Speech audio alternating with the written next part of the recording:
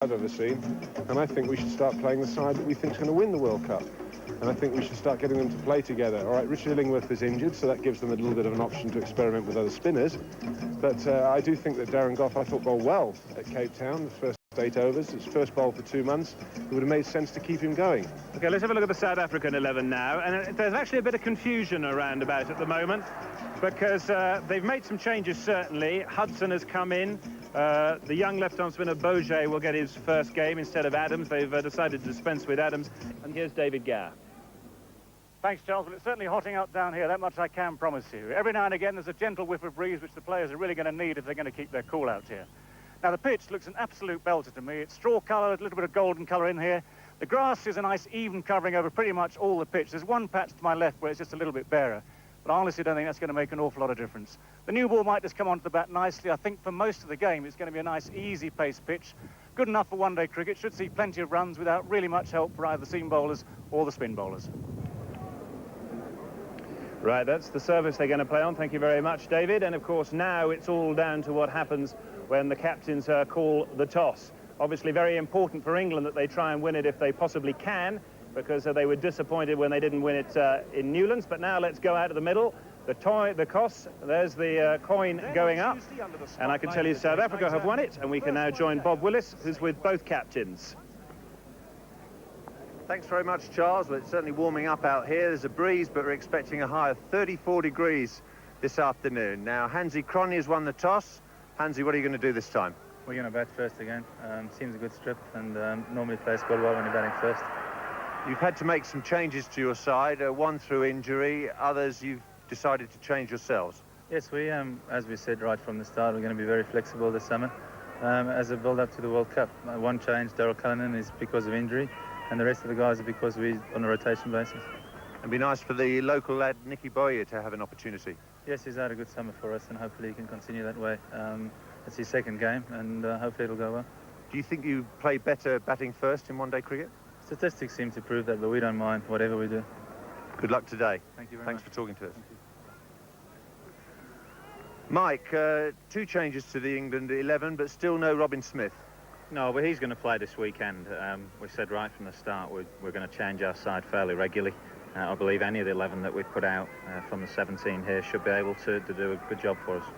And an opportunity for Philip DeFreitas to show what he can do. He's been out of the scene for a little while. Well, he's been a regular member of our one-day setup all last summer.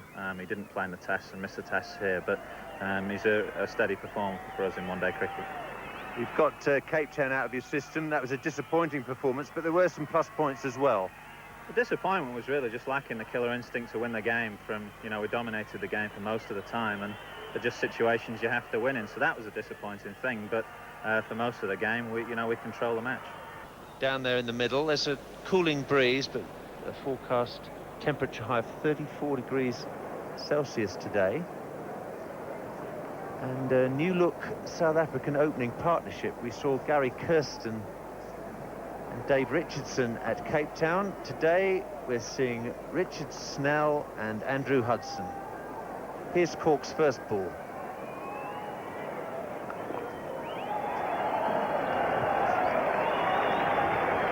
The usual one-day field to begin with. 2 fielders in catching positions.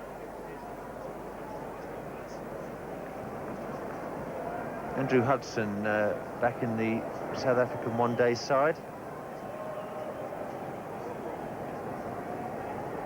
30 years of age now, Andrew Hudson.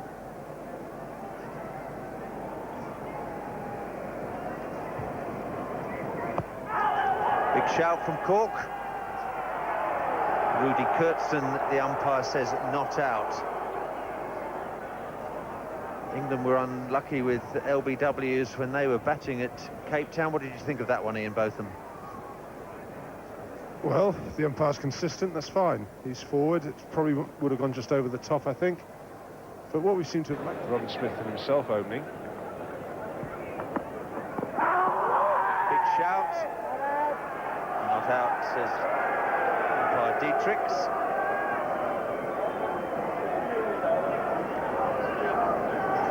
Pretty good shout, this, from Phil DeFreitas. But I think possibly the batsman might just have got outside the line. And umpire probably given him... Over to Durban in the third test in quick time. That's the first boundary of the day. Smashed away through mid-wicket. Cork too short.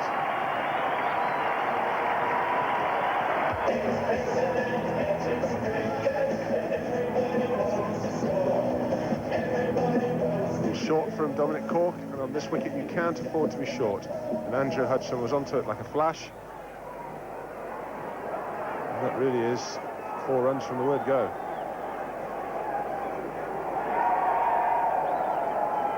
But very powerfully. 4 runs for Hudson. That is going to go all the way as well. 8 runs in 2 balls. Very uncharacteristic of Dominic Cork.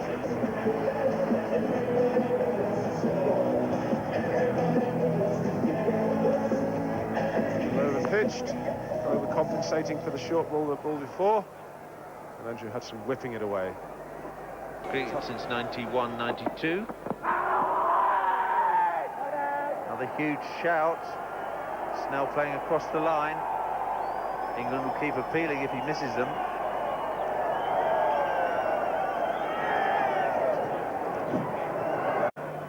So there's got to be a strong argument for both bowlers bowling quite a few overs, if not their full allocation. It's high in the air, up and over the top. Chase for Atherton. Down to the long off boundary. He'll cut it off safely enough, but they'll be back for 3 runs. If there can be any width, then you could score in other departments.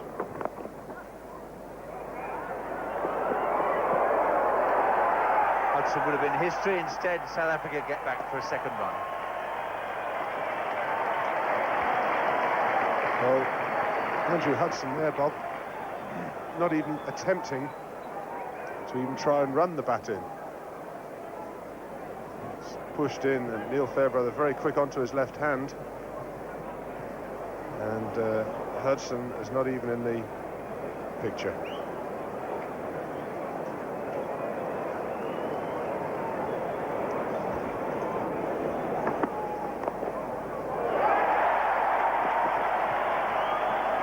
Cork's not going to get that.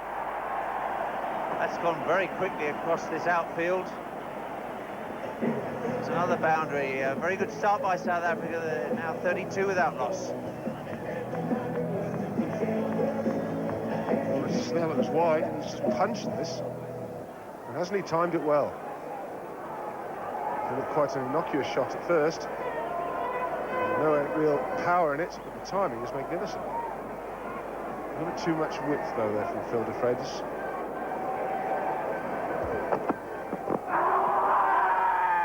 Huge appeal again from bowler and wicketkeeper. No response by umpire Dietrichs.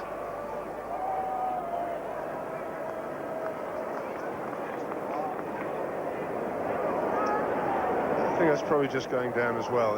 It's a long way over it, so it keeps you interested as a bowler.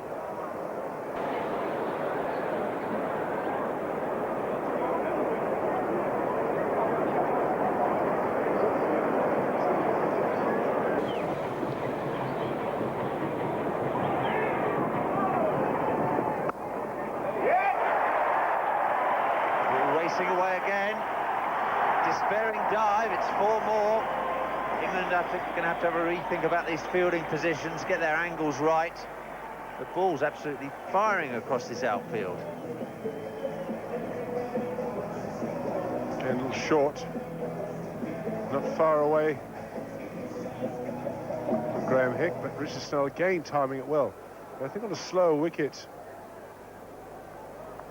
Bob, it might be even worth thinking about putting the 3rd man and the finding. Leisurely activity going on at the far end. And here comes DeFreitas to Snell, who's not bothered about it, and he's away. A long chase for Neil Smith. In fact, it's Hudson who's swung that one away.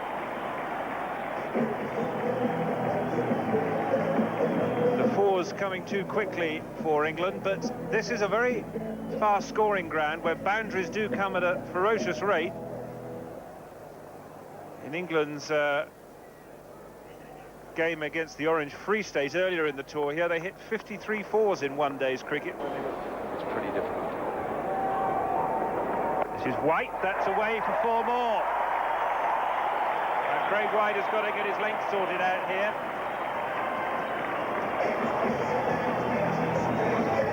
His 6th 4 of the innings.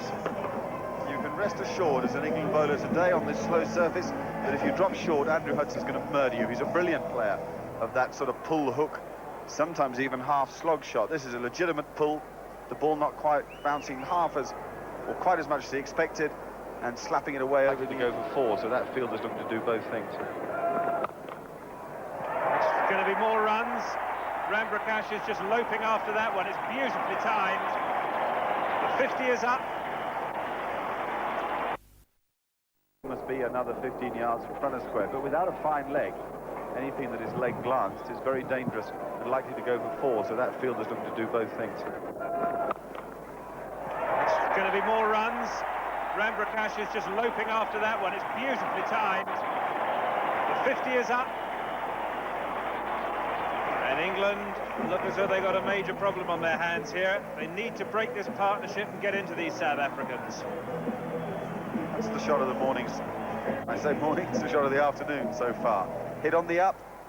Wonderful full face of the blade. And Andrew Hudson really looks in shape with his timing.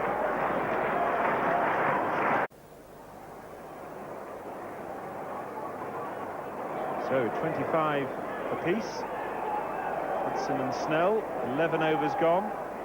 And another bowling change. DeFreitas is now going to take a rest at the romantically named Loch Logan end of this Bloemfontein ground. Won't surprise a lot of our viewers. 4 runs.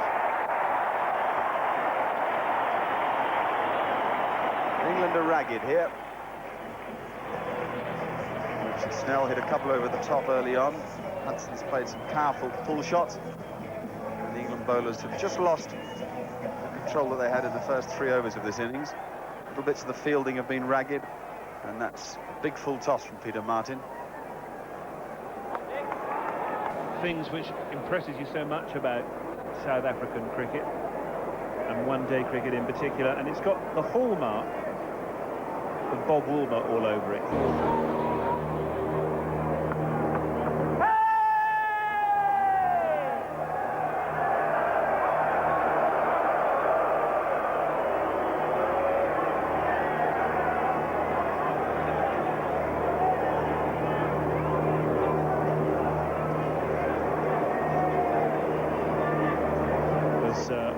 Close, but not close enough. No, is that one? That one's again begging the question from Stewart and Smith.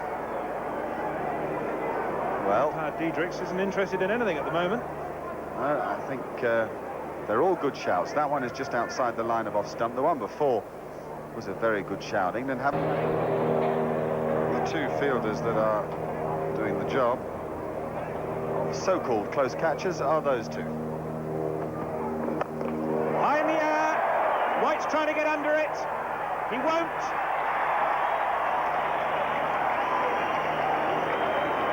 Very difficult to judge that one, I would imagine, out of a clear blue sky. He seemed to be going a little slowly. I think for a long time he thought he was going to get under it, but it had too much in the way of legs for him. Exactly right, whether it got on the breeze or not, but at first Craig White was standing there as if to, well, just swallow it comfortably. Suddenly he backpedaled too late.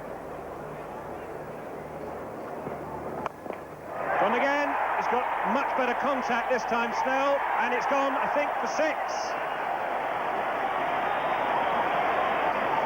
Now the umpire isn't sure. He's going to ask for some TV evidence to help him out with this one. And there are the arms, they're aloft. It's 6. And this is the last over that Snell's got licence to do this. What a fabulous shot too. No question about that. That's a clean strike. He's hit through the ball. And Peter Martin's got a real problem now. Graham Hick bowled pretty well here when England played against Free State. And it looks very much as though the spinners might be the answer. The new ball came onto the bat rather nicely for Hudson and Snell. They've enjoyed the medium paces and the fast mediums. They might just have to work as well. Full toss, that's the one that takes Richard Snell to 50.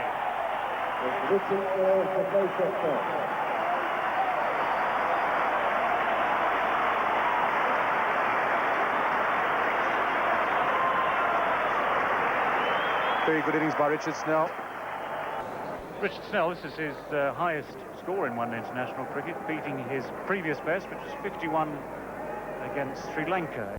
Gone over the top, that's for sure. It's a fair way forward. Fairly straight. Good. Well, that's possibly a better shot. Rudy Kurtzon's not responding at all. So frustration for Graham Hick this time. Both off spinners now with some. It's a single. There were a couple of overs of extras that England had to bowl at Newlands, and South Africa scored 49 in the last 5. So you've got to get your discipline right. Extras are vital in one-day cricket. Wides and no balls. You've got to cut them down. In the air, and that's missed. Just past the outstretched hand there. Graham Thorpe at mid-wicket had to take 2 or 3 strides to his right. It certainly wasn't very powerfully hit.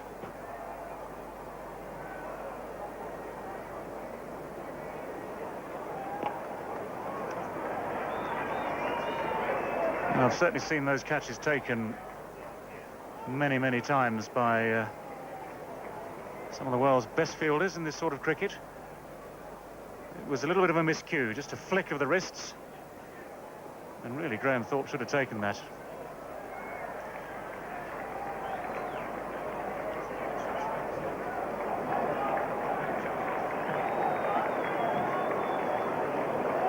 Graham Thorpe caught one and dropped one at Newlands on Tuesday.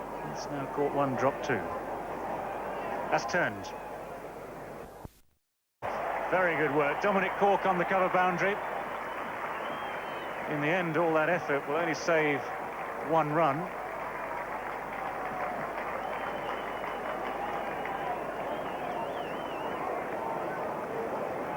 Good cricket all round yet. Richard Snell using his feet, giving himself some room, stroking it beautifully through the offside. And Dominic Cork, as usual, giving his 100% effort. Top stop. To cover that sort of bowling. Try and force the batsmen into taking risks they don't want to take. That's lofted, that's straight down the ground to Neil Fairbrother. And that's a comfortable catch, is it? Yes. Neil Fairbrother very nonchalantly just takes the ball. He had to make good ground to take it. And absolutely no reaction from the fielder as he'd taken the ball, just a casual turn on his feet to pick up the cap that had come off. And Richard Snell is the man out. This is a bit of an indifferent shot from Richard Snell. He just pushed it. He didn't really try and hit it hard. He delicately just hit it over the top. And good catch by Fairbrother. Judged it well. Richard Snell, very good innings.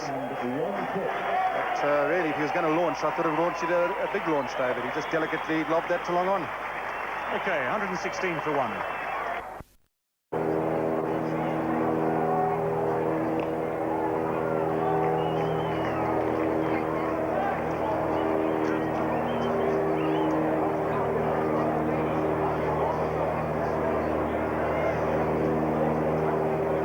South Africa 117 for 1. Brian McMillan in at number 3. Facing now his first ball, the batsman crossed while the ball was in the air. This is Richard Snell having not a full go at Graham Hick. It was really just a half-hearted shot. Neither fish nor foul. And a good catch. Nicely judged by Neil Fairbrother. Warm this afternoon.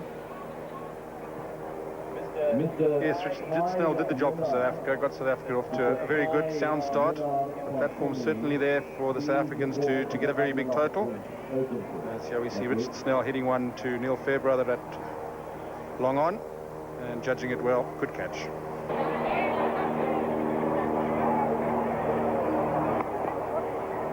Taking on Neil Fairbrother, that's going to be close. Neil Fairbrother onto it pretty quickly, got it in his hands nicely. And he's got a good arm. That was certainly a chancy run. Yes, I think if he had hit here, he probably found he would have been gone. Yes. Wasn't far away either. one of those fielders who'd mostly back to hit the stumps from there. Unfortunately for England, not this time. So that was nearly the second South African wicket. It was firmly played. That was the problem for Brian McMillan.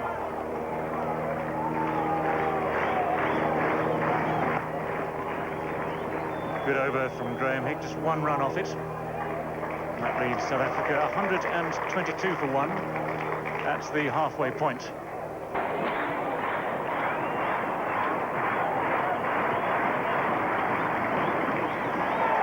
That area there at square leg has been very fruitful for Andrew Hudson, and that brings up his 50. And how well he's played. He survived a couple of close LBW shouts. Both Snell and DeFreitas and Dominic Cork troubled him early on as he worked across the line, but he's played very well since then and gave South Africa their early momentum that started this, what is already building to a formidable total.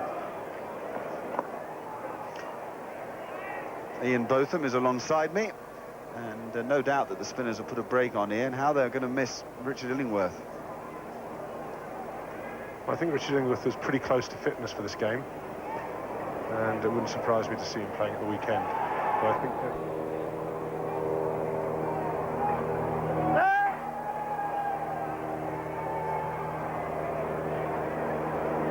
that would be more of a reverse slog, I think.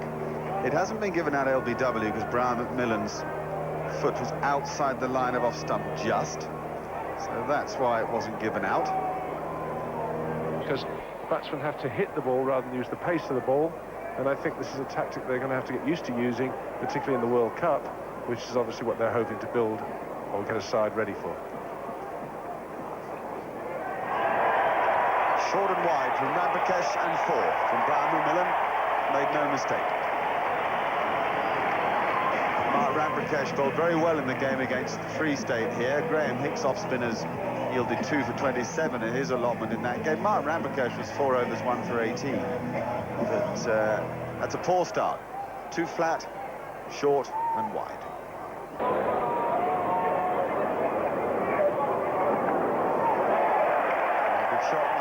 It's the thickest edge, but it was in the area he had aimed it, and it's going to be 4. Fairbrother won't catch that. And Ramprakash again, just drifting a little short, just a little wide.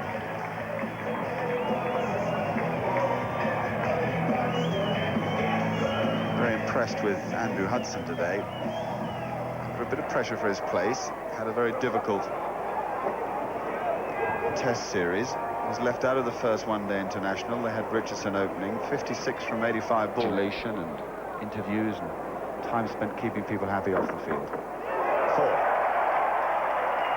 Nothing wrong with the bowling. Brian McMillan made to back away to leg, and Dominic Cork followed him.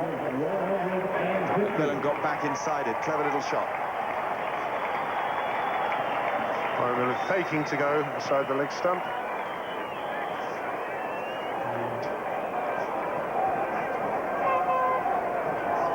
Little, there you see it going off the face of the bat with the aid of our super. Try and watch the batsman until the very last minute, or the last second, and then adjust. But I think absolutely terrific performance, averaging 78, and nearly goes. Now that looked like a chance. Very low, never got more than a foot off the ground. Well bowled again by Graham Hick, just bowling it back, and that was a chance. Well fielded. Very good of his own bowling, Graham Hick.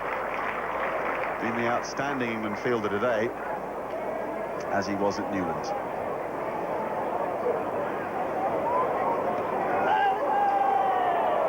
Just bursting through Mike Atherton's hands that chance before, and Alex Stewart appealing for the stumping, but umpire Rudy Kirsten not interested. And I have to say, though, that you do feel the way of taking this grey area out on these decisions is to call for the third umpire every time.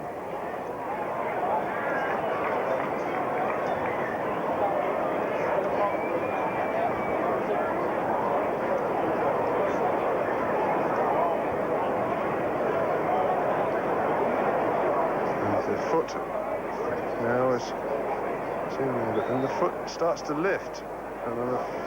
Oh, that's just in. But I'm rather surprised the umpire didn't use the third camera.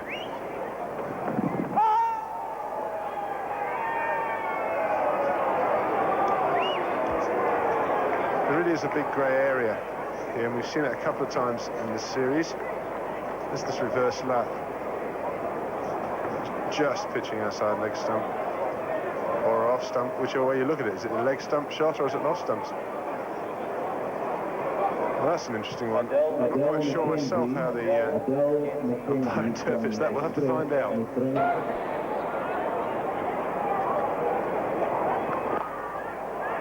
Gonna have to hurry here. He'd given it up. Absolute chaos out there. Peter Martin running around at mid-on. Shies would have run out Andrew Hudson by, a fair way, one imagines. Ian Botham can talk us through it. Straight to Peter Martin. Takes aim, but it actually bounced over the stumps anyway. But he was no doubting one factor, he would have been out by a long, long way.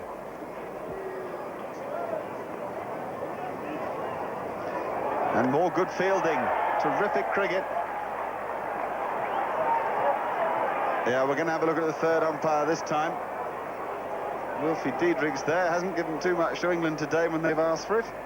He has his chance now, though his mate David Orchard is in the box, can help him. And I think he's comfortably in. A little ironic that the first time we hit, in about 4 opportunities running Andrew Hudson out, he's actually quite comfortably in.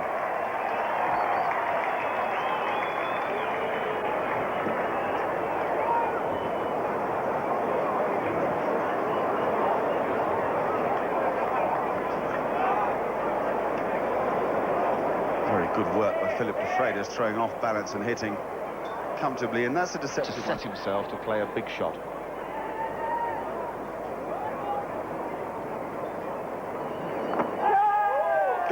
Gone this time, no doubt about that.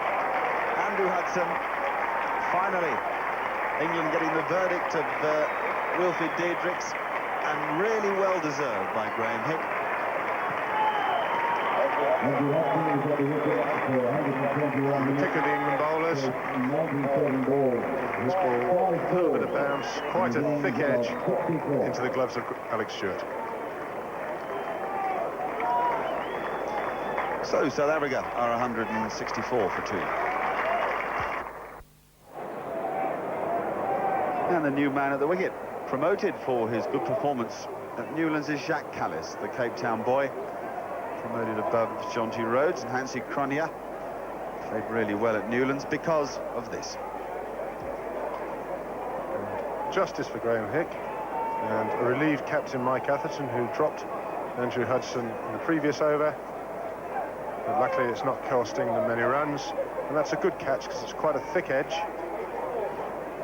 And with the aid of the super slow-mo camera, you can clearly see the Considered a frontline bowler and would be getting a lot more work. Didn't bowl in the Cape Town game. That's a big hit. That's 6.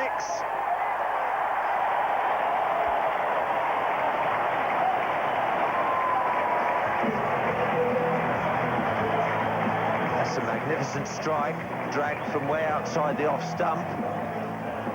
Shows the confidence of these young South Africans. Has rather made a mess of his bowling figures, but they're still going to be pretty respectable as long as this one doesn't go out of the park.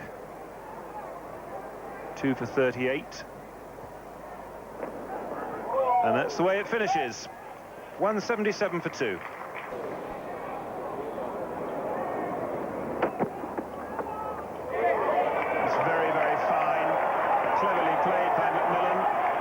Terrific pick-up now. Cork just puts a foot over, so it's 4. He picked it up really cleanly, Dominic Cork, but he couldn't stop himself putting a foot over the boundary rope. This time Macmillan goes the other way. Martin expecting him to give himself room again to hit the ball through the offside. Great pick-up by Dominic Cork, but like the long jumper going over the board. That's well played again by Brian McMillan. He's giving all of these England bowlers so much to think about with the way he's moving around the crease. And that was the 500th run for Brian McMillan in one-day international. That's a lovely shot. Powered away through the onside. It's another 4. Callis is beginning to enjoy himself out there. McMillan trying to go away over extra cover. Martin bang on target. And at last something has gone right for Peter Martin. That'll give Peter Martin a great heart. He's come back well there. Brian McMillan, an important innings, comes to an end. Dead on delivery, hits middle stump. McMillan gone for 44. South Africa now 197 for 3.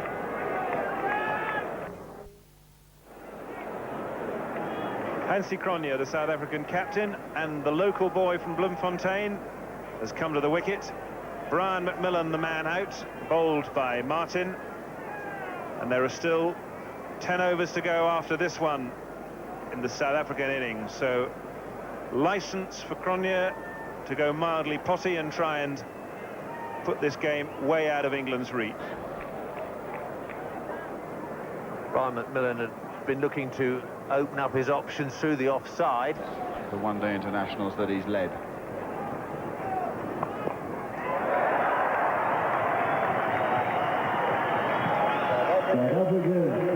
And the 200 comes up with that terrific cover drive on the up from Jacques Callis. So often in these one-day games you see strokes of that quality not be rewarded with anything other than a single day to set England a pretty formidable total. Peter Martin now to Jacques Callis. And 4. Real bad luck for Peter Martin. All the luck went with him. Newland's wide half volleys were nicked to the keeper. Tall balls were drilled straight at fielders, and he had good figures at the end of it. Today he really hasn't had much go for him. Nothing wrong with the delivery, and almost exactly where first slip would be. Ball flies for 4. There are those who say, Mark, that that's the best shot in one-day cricket.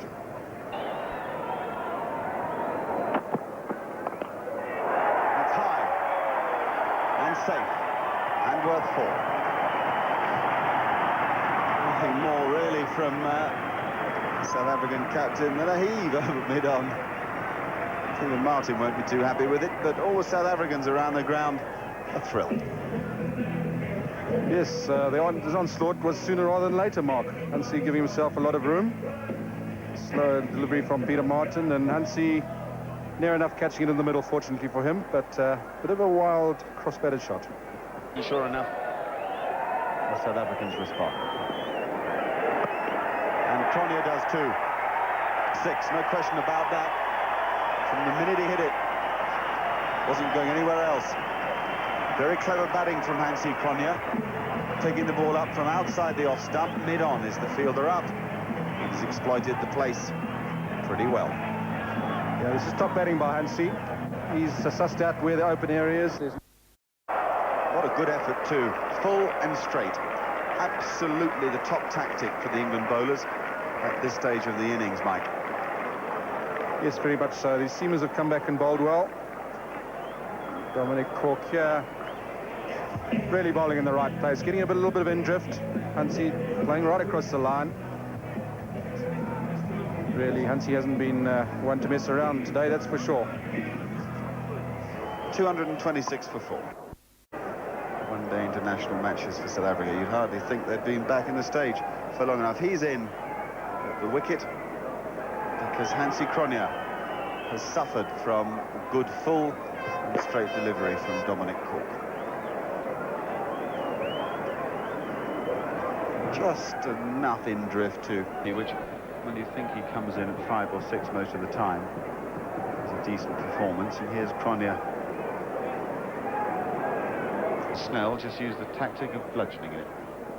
Oh, that must be very, very close on both counts. Cork's had some very tight shouts for LBW today, Mike. Yes, he has, because it doesn't appear as though the ball's going to go over the stumps too much. This one was a little bit leg-side-ish.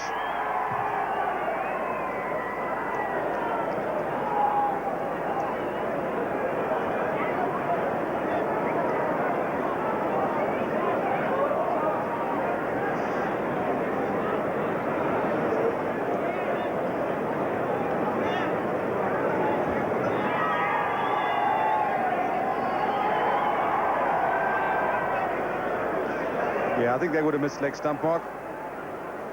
Certainly a bit of in drift, bit off the leg.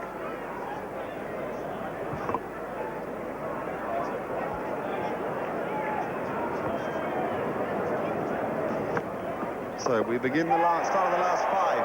That's in the air and out. That's a good performance. Graham Hick judged that beautifully. For a minute, it appeared almost certain that it wasn't going to get to him. An easy background, this bright blue sky, and England are thrilled, and rightly so too. Callis is an extremely dangerous striker of the ball, and the ball never appeared, Mike, as if it would quite carry to Graham Hick. No, it didn't. Jacques Callis looking for that mid-wicket boundary, going for the big hit, not quite connecting it.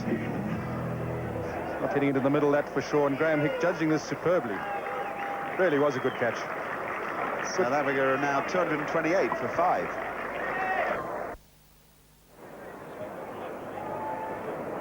New to the crease then, Gary Kirsten.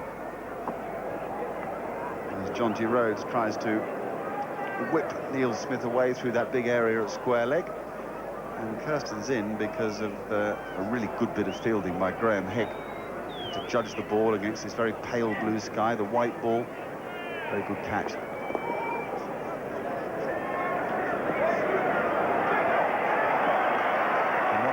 Oh, goodness me. And there's another one in it. Well, that's a bit of bad luck for England. Nothing wrong with a bit of out cricket from Cork. The throw was slightly wide of the mark. But that's a typical one-day situation. The diving fielder, the ricochet.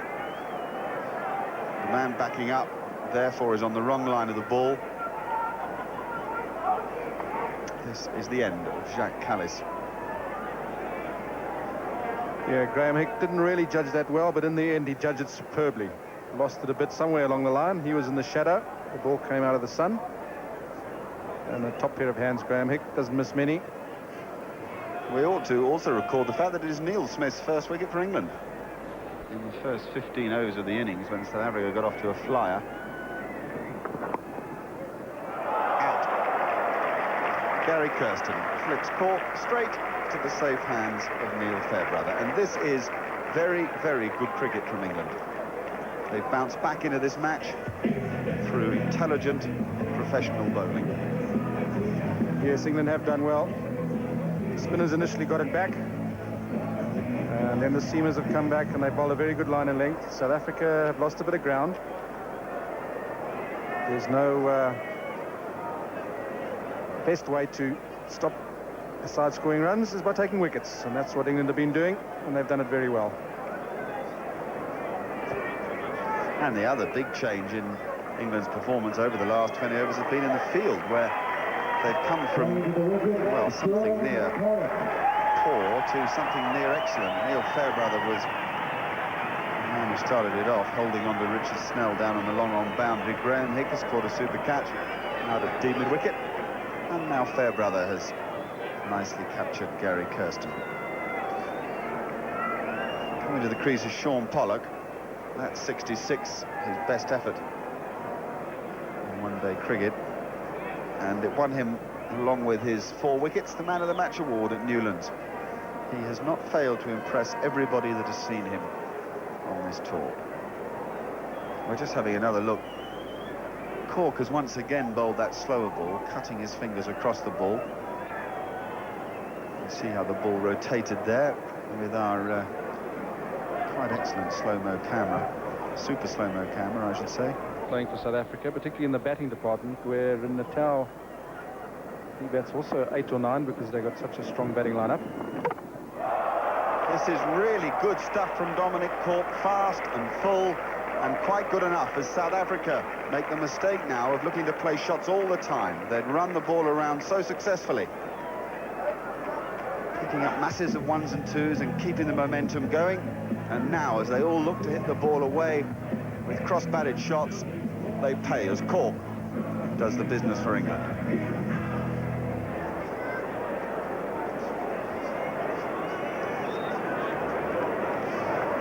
Yes, South Africa paying the price really for playing across the line. They've had a tremendous foundation to work on. And we've seen Hansie and Jonty playing across the line. Jonty hoiking on the leg side here. Really no need for it because he's just got to play the ball around. He runs tremendously well between the wickets. He gets bat on ball and there's a 1 or 2. And really South Africa have lost a lot of momentum these last few overs. And that's by some not so good batting, but some very good bowling and fielding.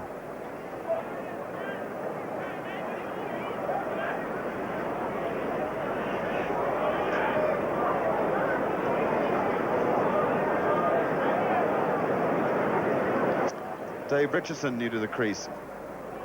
He's just slid from number 1 in the order to number 9, which proves one thing if nothing else, is South Africa are quite keen to experiment as much as they can in preparation for the World Cup that looms. One last look there at Jonty Rhodes. South Africa, who are 7 down, still have 4 overs to bat, so they want to just be slightly careful of losing all of their wickets. Into darkness down there. That's lofted away towards Ramprakash and nicely taken. Another good catch in the outfield for England. This time it's Ramprakash who made the ground in from long off. Got himself into a nice comfortable position, had to take it low. And Shaun Pollock is gone.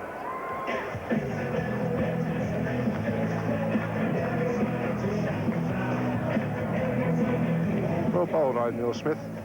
Not scared to throw it up at this stage. Shaun Pollock trying to give himself a bit of room, not really getting hold of it. Mark Ramprakash coming in and judging the catch very, very well. Yes, there have been some good catches taken this afternoon by England.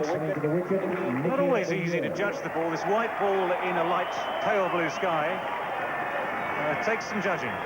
Take my word for that. And there have been some good catches. Shaun Pollock, yet another one who's tried to go over the top, hasn't quite middled it. A lot of South African batsmen today, the latter part of the innings, have made this mistake. And the mistakes have been twofold. Either trying to go over the top or trying to go across the line. When they've made contact, they've been caught. When they've missed it, they've been bowled. So it's been good cricket from England. England have actually done well to keep the pressure on the South African batsmen in these latter stages of the innings. Nicky Boyer is the new batsman, left-hander.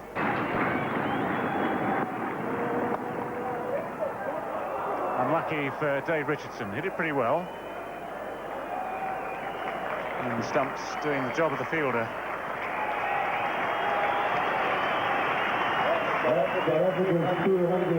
It's up there, aiming for the block hole, slightly overpitched.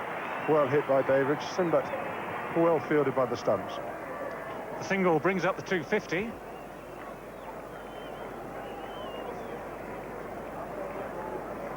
And that last 50 coming off just 48 balls. That's the quickest 50 of the innings. Response for the spin bowlers. This is almost the seam bowlers equivalent.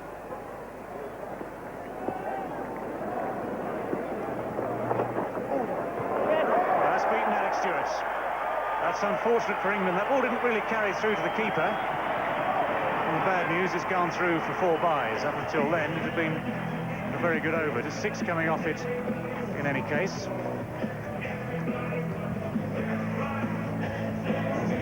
Just missing the top of the stumps and an inch away from bowling him, but it's 4 runs for South Africa. And they'll be running off this ball whatever as well. Well, that's out to long on this time. Boyer's down for the 1. He'll make it home comfortably for the 2nd. 2 more to Dave Richardson. And South Africa closed that innings on 262 for 8. McMillan with 44, Callis with powerfully struck 29. They kept the momentum going. Andy Cronje, a couple of good blows over the boundary, 19 in quick time. But after that, there was a bit of a collapse. Jonty Rhodes went quickly. Gary Kirsten went quickly, as did Sean Pollock, the hero of the other night at Newlands. So in the end, I think England can be reasonably happy that it's only 263 that they need to win this match.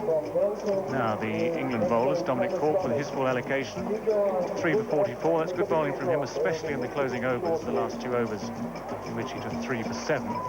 DeFreitas just 6, Craig White a little bit disappointing as well, just 6 overs, Peter Martin 6, and quite expensive. The spinners definitely had a role to play here, 10 overs apiece to Neil Smith and Graham Hick, and 2 wickets apiece as well for them. Mark Ram 15 over rule. The first ball from Sean Pollock. England require 263 for victory.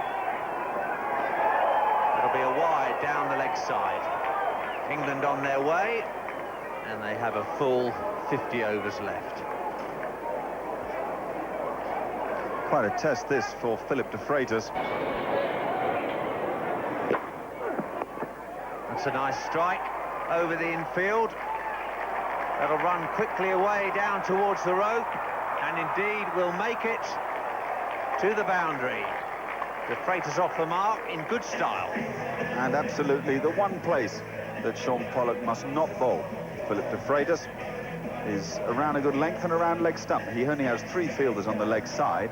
Bob Willis was just talking about the innings in Adelaide in the Test match last winter when DeFreitas played so brilliantly, and a great majority of his shots that day came in the square leg and mid-wicket and long-on region. Snell to DeFreitas. A characteristic DeFreitas swat. No contact, but there's a leg by, and he's pinched the bowling.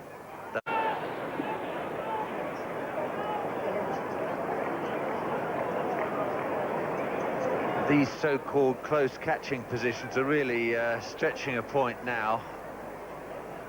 Brian McMillan is at shortish mid-wicket, but he must be 25 metres from the bat.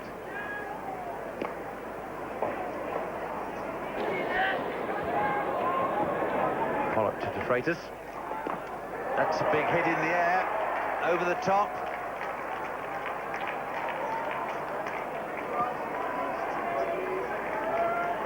To DeFreitas. Not perfectly timed, but good enough. All he's got to do is clear the fielder at the edge of the circle. There's no danger of being caught out there, as long as he can clear that inner field.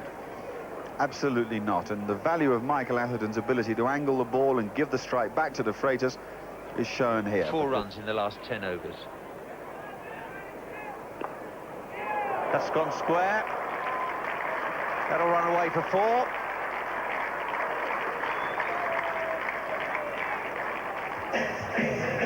South Africa's opening bowlers finding life just as difficult as their English counterparts. Yeah, Richard Snell just giving Michael Atherton enough width. Figures so Dominic Cork. Atherton's beaten the infield. He's showing DeFreitas the way to go. 10 off Snell's over. England 31 without loss. Just about. Yes, it will.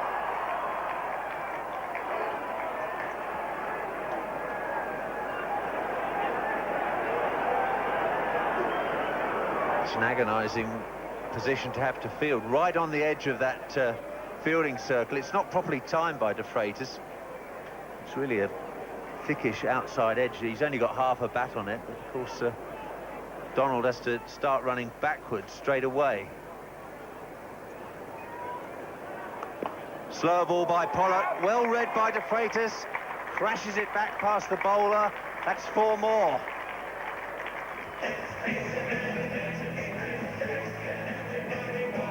And good stuff from DeFreitas. In fact, watching Michael Atherton last over, one couldn't be sure which of the two had been sent out to play the lead role in this early onslaught. But very intelligent now, the England batting. They forced the South Africans into some indifferent deliveries, and they punished them very well.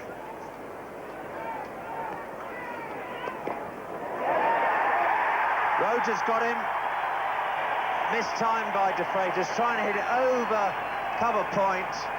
But Jonty Rhodes got across brilliantly and took the catch. The experiment is over. England are 37 for 1.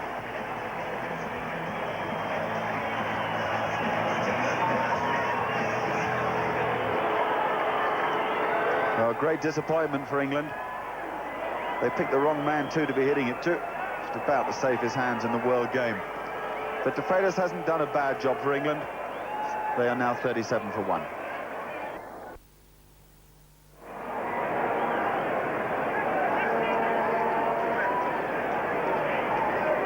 Hick, the new batsman for England, very healthy one-day average, very nearly 39 runs per innings. That is excellent in one-day cricket. A makeshift opener, DeFreitas the first casualty. Here, DeFreitas driving and the ball not really in the slot for him. Getting inside out with the face because the ball wasn't quite there to hit. And Jonty Rhodes doing the rest of the business at cover. But England are 37 for 1. Shout by keeper and bowler. Once again, the umpire says not out. Hick staying there. Well, Hick hasn't been best impressed by one or two decisions that have gone against him on this tour. And whatever the truth of that edge or not, he's got one to go back his way. Now it's gone out again. That's away. Rhodes is after it. It'll be nip and tuck. He'll get the dive in, and that'll be an interesting decision, but I think he's given it as 4 already, Rhodes himself. Headlong dive to try and save the ball.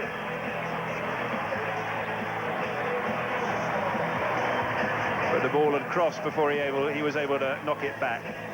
Can't help feeling that Jonty Rhodes must have some bones made out of rubber the way he bounces about out there. And he's demolished the little wrought iron fence which is meant to stop the ball going into the gutter as well.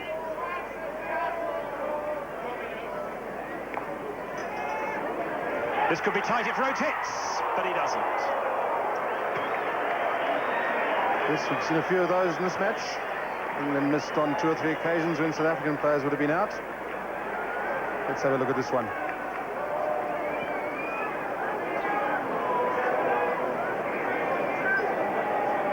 Place.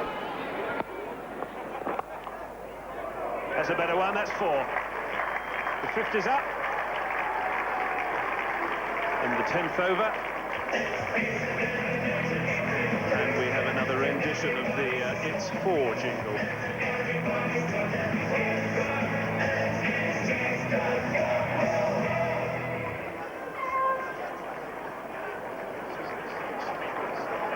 But his timing was such that it really raced to the boundary. England just ahead of South Africa on the comparison graph. Here comes Snell. Oh, that's gone miles. Picked up quite beautifully into the crowd for 6. And a very fine catch by a gentleman in the crowd.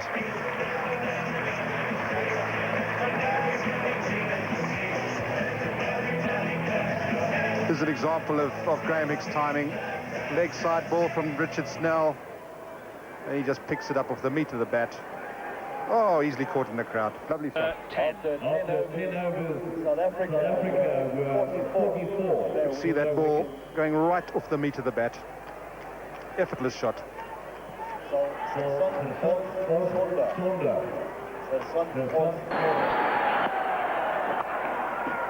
Golly, that's gone quickly. He's hit that like an absolute tracer bullet. Rhodes has dived, hasn't got anywhere near it. It's 4 more.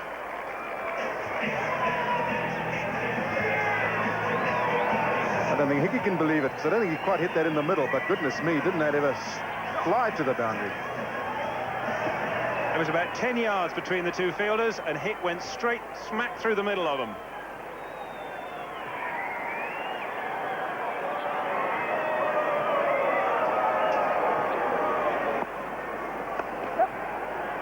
More runs here.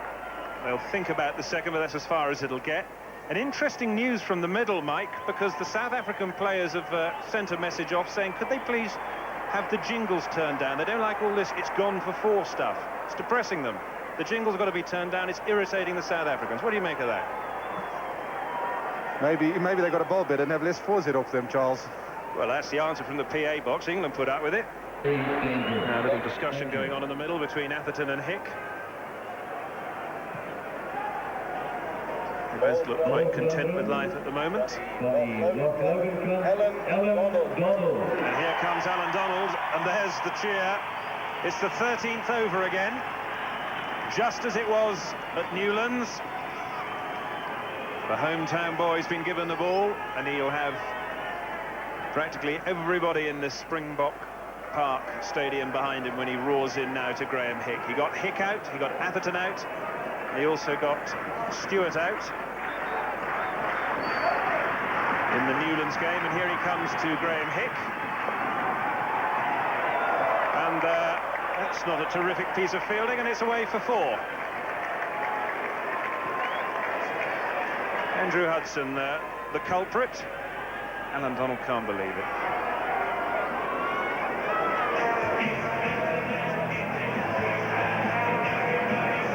Graham Hick timing that beautifully.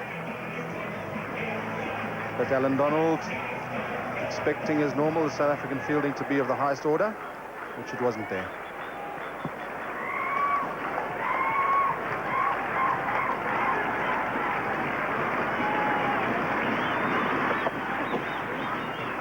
And I think that's going to get away for more. Beaucham's getting around as quickly as he can, but he can't get there. It's 4 more. For Alan Donald, all of a sudden, flash of the past, because in the one-day game against England for Orange Free State earlier in the tour, he bowled 3 overs, 0 for 25. Graham Hick's timing is superb. He plays the ball very late. The pace of Alan Donald, using the pace of the ball off the middle of the bat, and 2 beautifully timed shots, 2 fours in a row.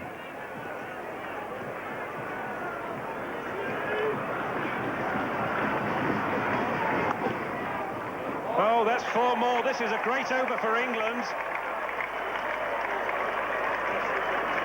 The first 3 balls of Alan Donald's over have been spanked for 4, and that shot was probably the best of the lot.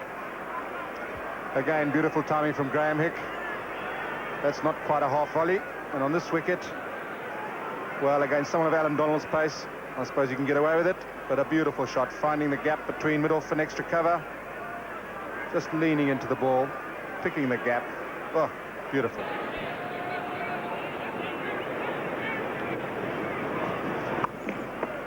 Oh, goodness gracious me. Graham Hick is playing on a different planet to everybody else. He's murdered that one.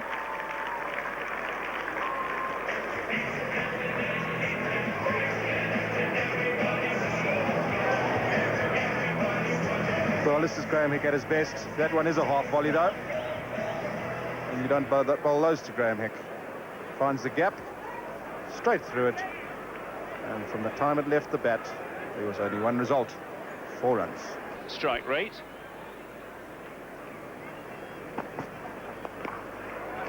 And there's more runs. There is a man out at deep mid-wicket. He's one of the 2 men that South Africa can have outside the circle at this stage, and that's the 50 partnership. And at this stage, of course, we haven't got to the 15 over mark, so Hansie Cronje's just got to bite the bullet and ride this, because he can't have more than 2 people outside the 30-metre circle.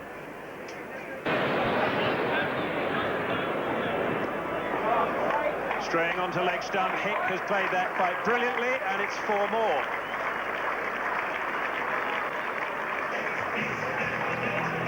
And the jingle gets quieter and quieter. Again, Graham Hick, beautiful timing. Brian McMillan just straying down the leg side. Anything fractionally overpitched or fractionally short. Graham Hick, superb timing again. Further news on the great jingle controversy, Mike.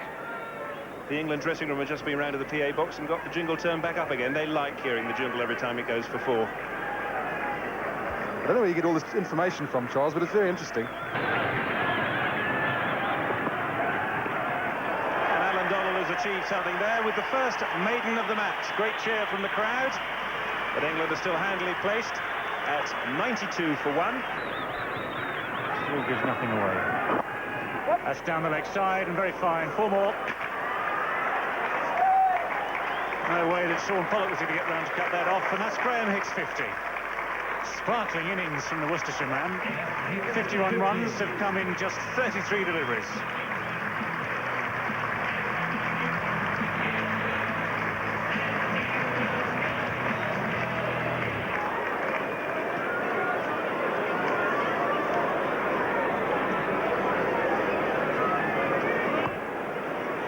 Yes, it says never run from this field.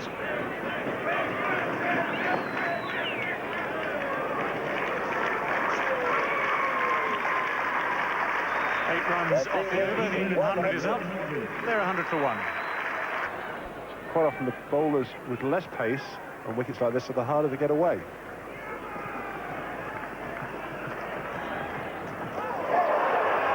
Well, that's swung away. Michael Atherton trying to get down the pitch to get to the pitch of the ball.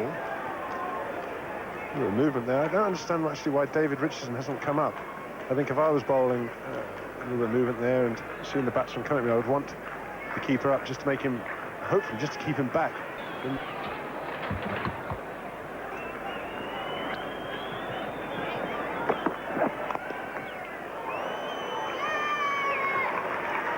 Interesting. Doesn't matter how you stop him, as long as you stop him. A slower ball from Alan Donald. Hit very hard by Mike Atherton. Alan Donald managing to get parts of the body on it.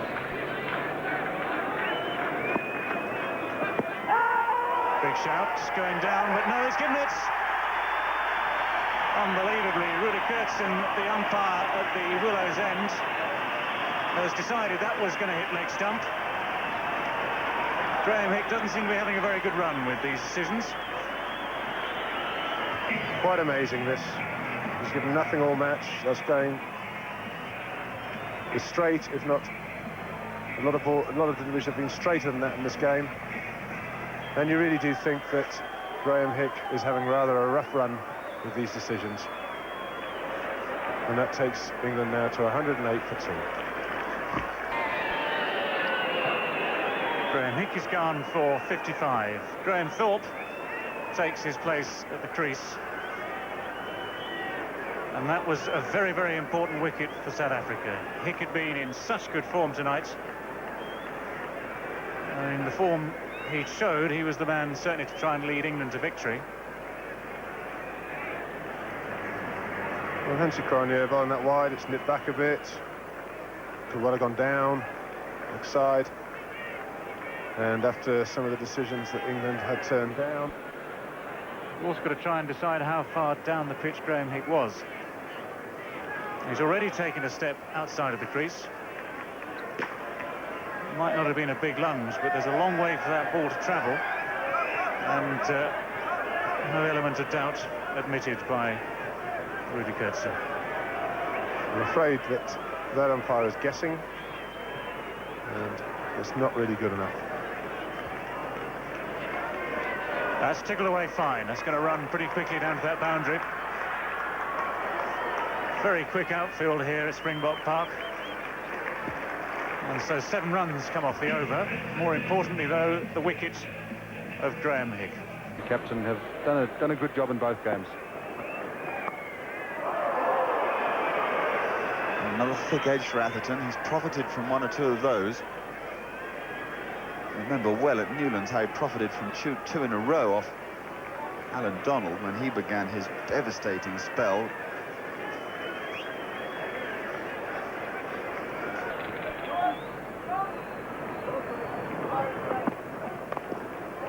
Oh, that's a wonderful stroke. Almost the best of the Atherton innings so far. He played a square drive off Richard Snell earlier in his innings. That off Donald is a terrific bit of batting, finding the gap and timing the ball beautifully. And also because, Mark, it wasn't one of Alan Donald's faster balls. He just slowed it down in pace a bit. But Michael Atherton waited beautifully for it. Lovely timing, leant into it, found the gap. Lovely shot.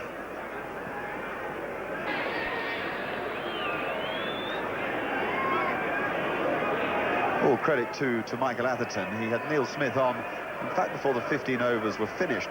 and Graham Hick on in the 19th over, so they were operating in tandem before the innings that he's even 20 overs old, and that proved most effective. Now, we have some drama here at Springbok Park because half the lights have gone.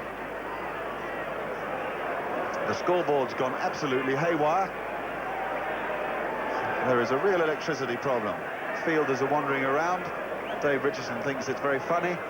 Michael Atherton won't be pleased to have lost some of the rhythm he has, and the administrators will be panicking.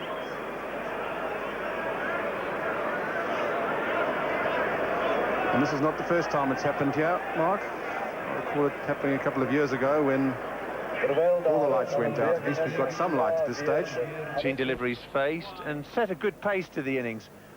But it was really Graham Hick who made the greatest contribution. A brilliant innings of 55 off just 42 deliveries faced. Unfortunately for England, he lost the strike to Michael Atherton for a long period and then was given out LBW.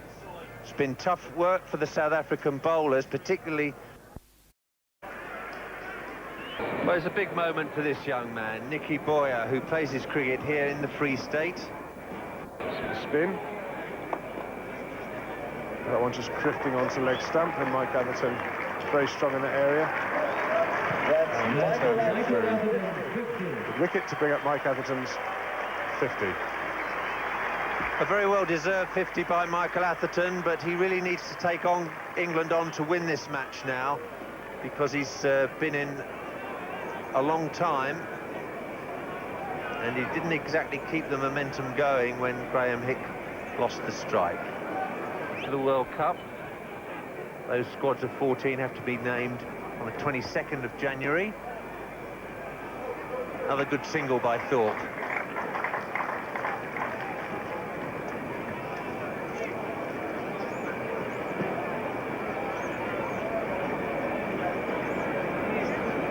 The crowd waited very patiently for over 40 minutes while the floodlights. Good effort by the bowler, but he can't stop the run. 150's up for England.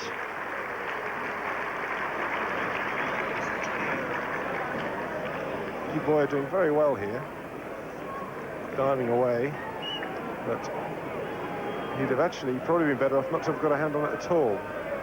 He's actually knocked it into the far corner, and the England boys amble through for a single.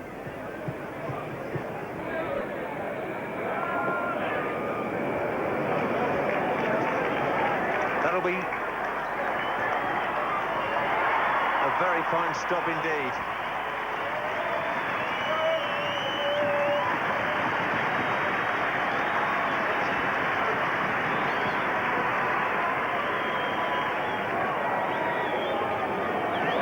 Lovely late cut from Mike Atherton. Jonty Rhodes springing around the fence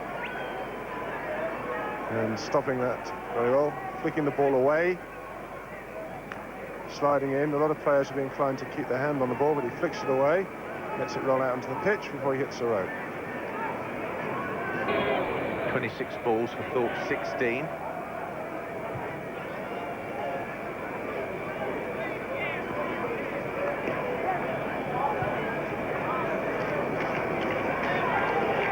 Thorpe not risking the second run.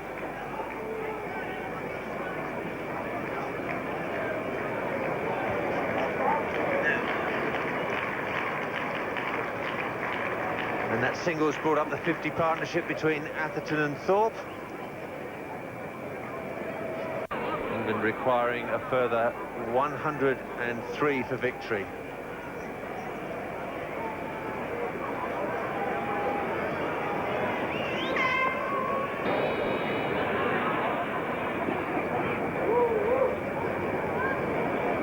Once again, Thorpe looks for the second run.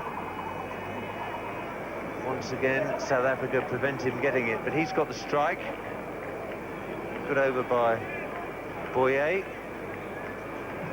South Africa, after 30 overs, were 146 for 1. England at 163 for 2. That's some advantage at this stage.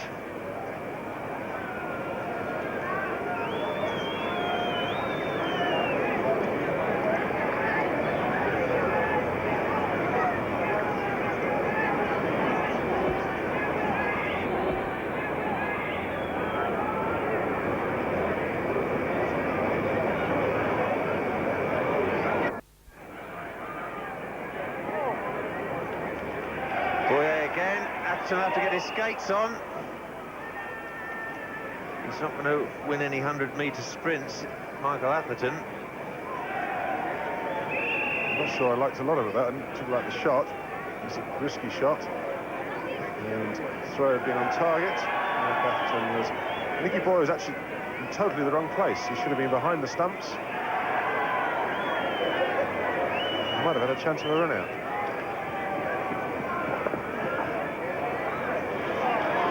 Bit of pressure created by Atherton that time. The ball went straight to the fielder, but the captain was prepared to go for the single.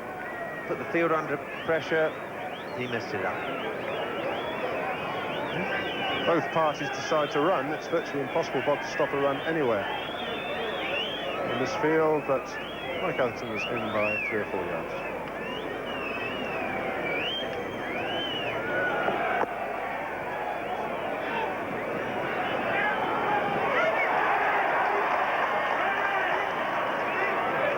Good fielding penalised. Direct hit, but ricochets off for an overthrow.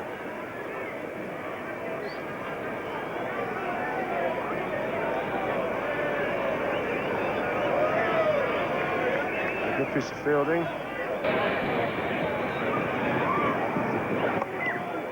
Lovely shot, through extra cover, that's 4.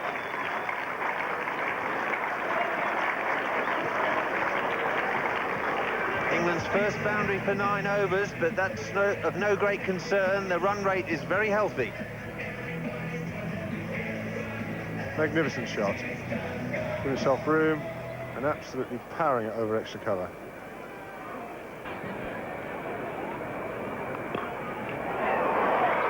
Time for a boundary, says Graham Thorpe. Over Macmillan's outstretched hands at short mid-wicket. Graham Thorpe quite enjoyed that one. He has that option with Jack Callis bowling around the wicket at him. Once he starts to come down the wicket towards him, it eliminates LBW decisions. Well, so you'd think.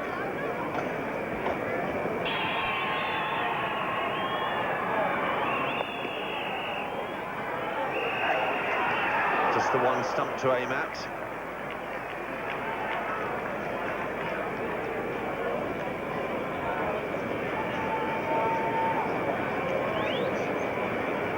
Goes in very quickly. Mike Atherton might have been struggling, but with just one stump to hit. Sean Pollock now operating from the block logo.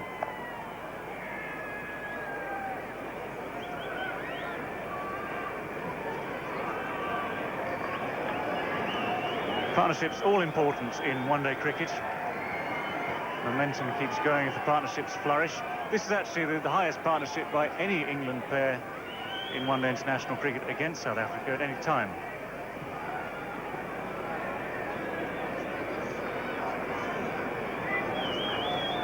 Partnership now worth 80. Get that 81 as long as Jonty Rhodes doesn't hit. Well, they're certainly testing Jonty out tonight. He seems to be missing, which is good news for Michael Atherton. Yes, Jonty's had a few shy of the stumps, but at a bit of a tight angle.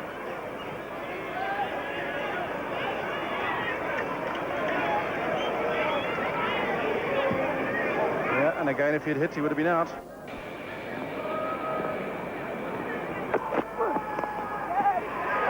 well caught. Driving away to his right. Has taken the catch that gets rid of Michael Atherton. Just a slight error of timing as the England captain tried to work it away on the leg side. And that ball just seemed to hang in the air. Certainly long enough for the South African captain to make the catch.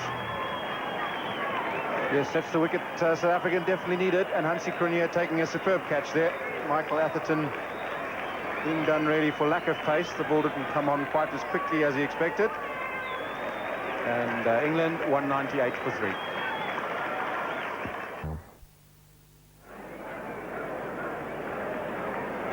England are 198 for 3. Michael Atherton is out.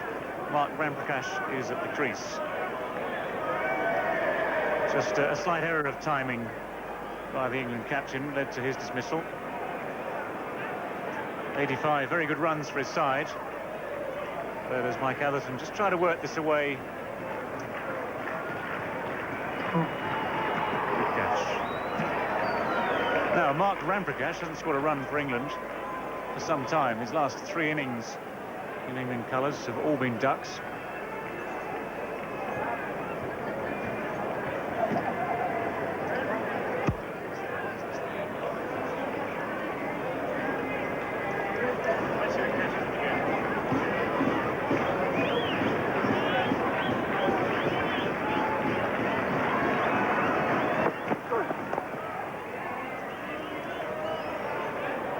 Mark Ramprakash, who's certainly been out of form during this tour so far. And really, he couldn't have come in at a better time.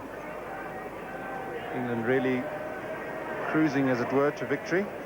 Coming in at an interesting time. He's off the mark now, which will no doubt be of immense relief to Mark Ramprakash. The good thing about this situation, though, is he hasn't really got time to think about what's been before. There's a game to win. He knows he's got to get on with. He's got to look for the ones, the twos, in the same way as Mike Atherton was before him. He's a good stroke maker. He's just got to think about the state of the game and just put out of his mind all the problems that have beset him over the last couple of months.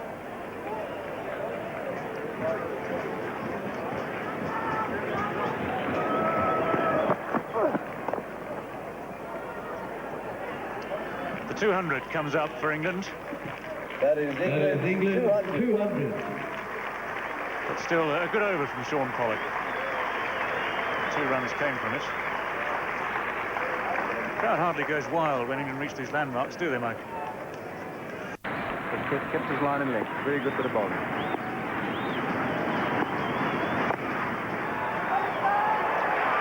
Close again. This time he's hit.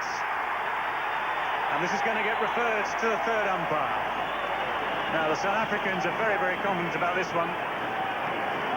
Well, when you're going through a bad trot, this is the type of thing that happens to you.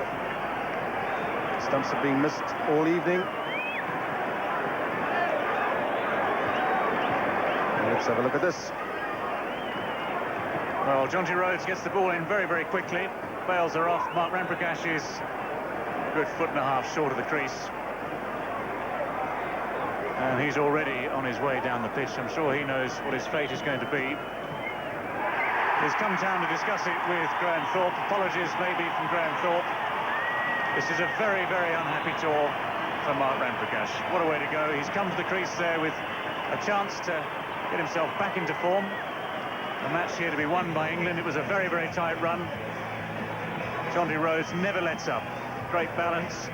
Just an instinctive underarm flick, and it was straight onto the stumps. England's 200 for 4. Brother is the new batsman, coming in at number 6. Very fine figures for him, averaging just short of 40 in one-day international cricket.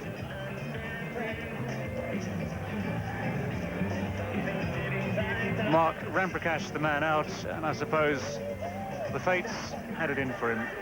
Jonty Rhodes has filled it brilliantly all night, but he's had half a dozen attempts at the stumps and missed the lot until poor old Mark Ramprakash arrives, pushing for that quick single, nowhere near the crease. And for the first time tonight, Jonty Rhodes hits. That's well bowled. Right up in the slot. That's only missed by a whisker. That's a superb Yorker from Alan Donald. Right in the block hole, and how that missed. Well, pretty close. We've managed to acquire the same ball that was replaced. It looks in pretty poor shape.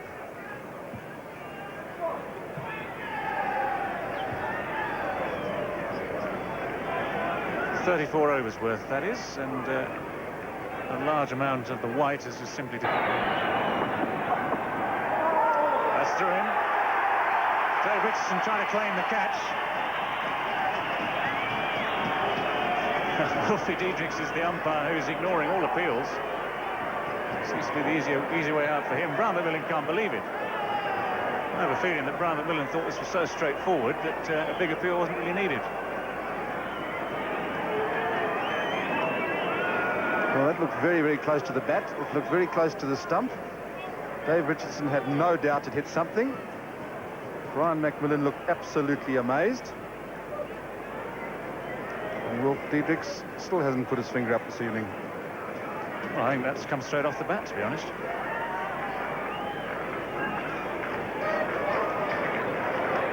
Please don't lip read that one. Dave Richardson is not a happy man.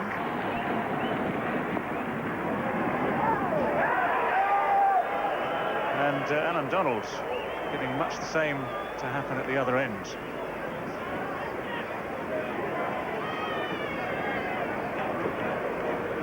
Well, that's a magnificent delivery from Alan Donald, pitching up middle and off stump, holding its line and just going on, just missing that bail.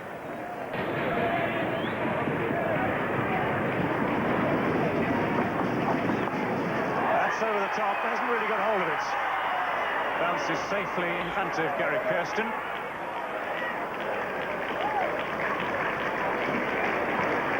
Neil Fairbrother undaunted by his failure to clear Paul Adams at a crucial time at Newlands on Tuesday night. Going over the top again. It's a different area for him this time. Once again, certainly not off the middle of the bat. No, he didn't really get hold of that, but he got it in the right area. Batsman on the charge. Up there in the block hole.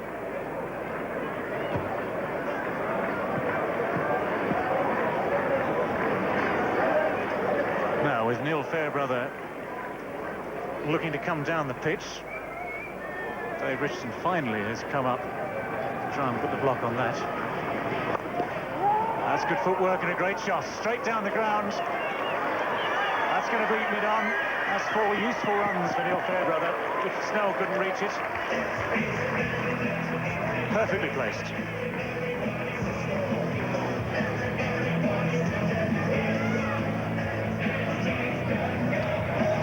Nice time for the boundaries. The first one for 10 overs. And the footwork got Neil Fairbrother eventually into just the right. 46 now to Graham Thorpe. 12 to Neil Fairbrother.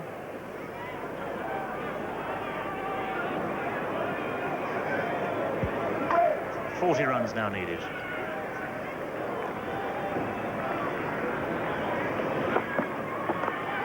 That's looped in the air, it's going to be caught. Very easily caught by Jonty Rhodes. And that just bounced from nowhere, it seemed. Brian McMillan, the man who got the life out of the pitch. But a nasty moment for Neil Fairbrother. Now then, the South Africans developed the happy knack of taking wickets on Tuesday night to win the match there. Are they going to do it again? Yeah, Neil Fairbrother looking to come down the wicket, deciding against it at the end. Brian Mack putting a bit of back into that. And that certainly did bounce a bit, albeit a bit slowly. And England 223 for 5. The precision. Alex Stewart coming in at number 7, unfamiliar territory for him. Averaging just over 30 in this form of cricket. And England could do with some runs from him now. It's an unfamiliar position, as I said. It's a very different set of circumstances for him. Now, this is well bowled by Brian McMillan. Neil Fairbrother looking to come down the pitch. Little extra effort, little extra pace. And they're just lobbing off the... Yeah, excellent piece of work by Brian McMillan. Seeing Neil Fairbrother start to come down the wicket. Whacks it in short. Ball just bounced a little bit, catching the shoulder of the bat into the safe hand. 1,500 crowd have stayed on, in spite of the fact we had a 3/4 of an hour delay with floodlight failure.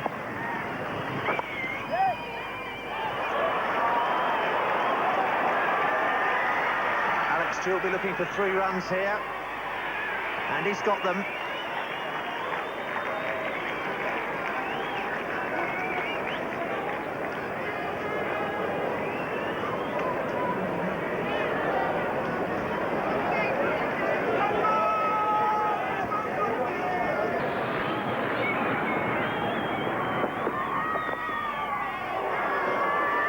Lovely shot from Alex Stewart. Perfect timing. It's racing away down the ground. And that boundary should take the pressure off England.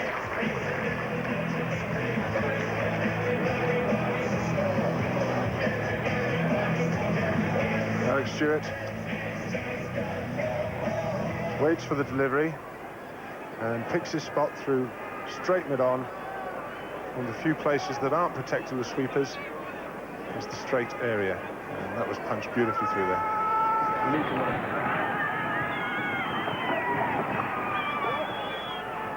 This time Thorpe has got it down to third man, and he's going to steal a second.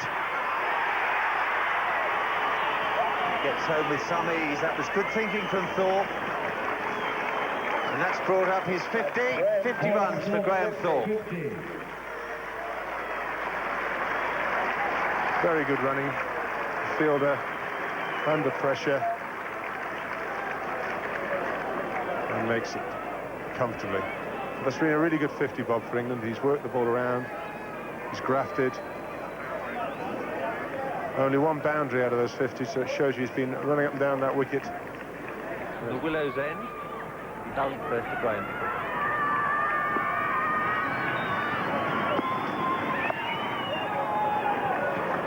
It's gone fine, and it'll go all the way to the boundary. Despairing dive, but it's gone over the rope. Sean Pollock couldn't stop it. That's really given England a lot of breathing space. Very well worked shot. It's deliberately played down there, and Sean Pollock, who's in 5 or 10 yards to try and save the 2, which is all very well, but that Night. 20 runs to win.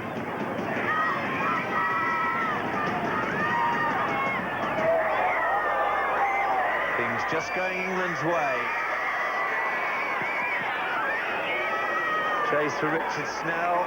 England scamper 3 more.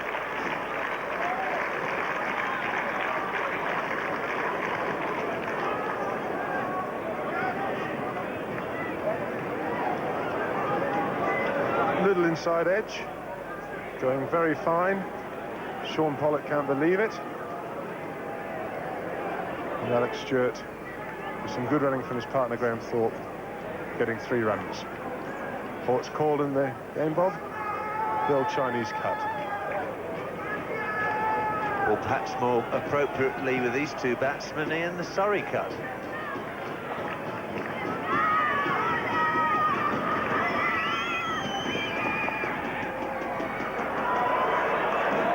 That's through mid-wicket, and 4 more. Graham Thorpe punches his bat. That may be the killer blow for South Africa tonight.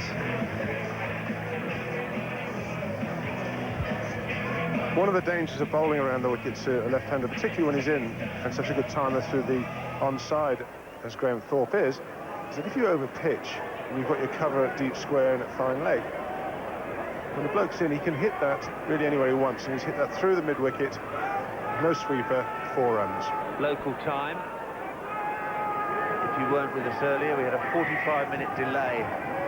The floodlights failed here. Thorpe's got that away, behind square for 4.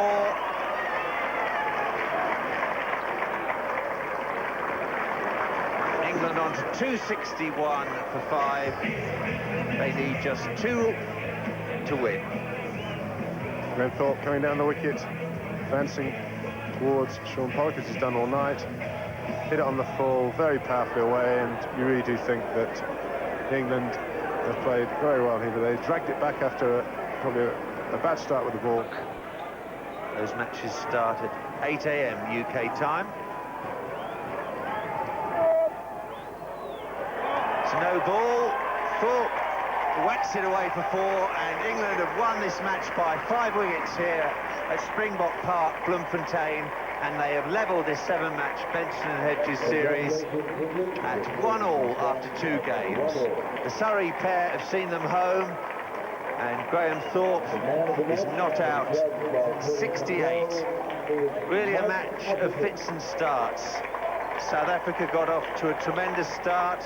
It looked at one stage as though they were going to post a total in excess of 300. And also by Michael Atherton, and it's Michael Atherton who's been named man of the match. Atherton, a glorious 85 runs, a quick fire 55 from Graham Hick. 10 balls to spare. The main players, Atherton 85, he was man of the match, and Thorpe 72, and Graham Hick 55. And that despite the fact they had to take a 45-minute break when the lights went out. The bowling figures, well, disappointment really. 2 for Pollock, 1 for Macmillan, and 1 for Hansi Cronje. And a run out, they were the 5 wickets. And that was that.